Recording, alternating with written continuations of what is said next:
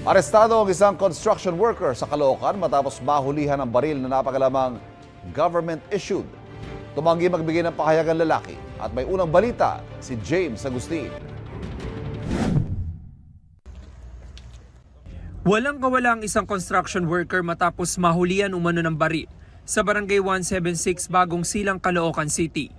Ang 27 anyos sa lalaking sospek naaresto habang nagsasagawa ng anti-criminality operations sa pulisya.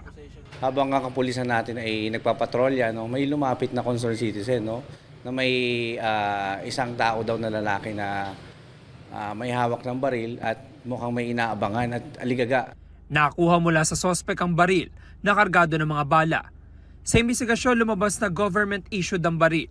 Ngayon, nag-request kami for ballistic examination and kung kanino talaga nagmamayari yung baril na yun. Hinintay pa namin yung resulta. Para malaman natin baka yung ginamit ng baril na yun ay posibleng ginamit din sa mga insidenteng nangyayari. Inalam pa raw ng pulisya kung may kaugnayan nito sa dalawang magkasunod na insidente ng pamamaril sa lungsod. Pasado alas 9 ng gabi ng linggo ng pagbabarili ng riding in tandem ang isang lalaki sa Barangay 187. Patay ang 43 anyos na biktima. Sa Barangay 178, pinagbabaril naman ang 33 anyos sa lalaki sa kanyang inuupahang bahay mag-alas 2 sa madaling araw ng Lunes.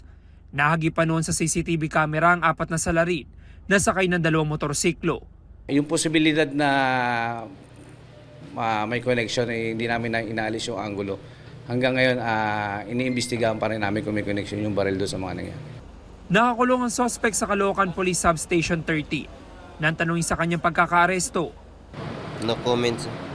maharap ang suspect sa reklamong paglabag sa Comprehensive Firearms and Ammunition Regulation Act in relation to Omnibus Election Code. Ito ang unang balita.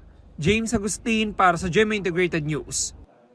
Kapuso, huwag magpapahuli sa latest news and updates. Mag-iuna ka sa balita at mag-subscribe sa YouTube channel ng GMA Integrated News.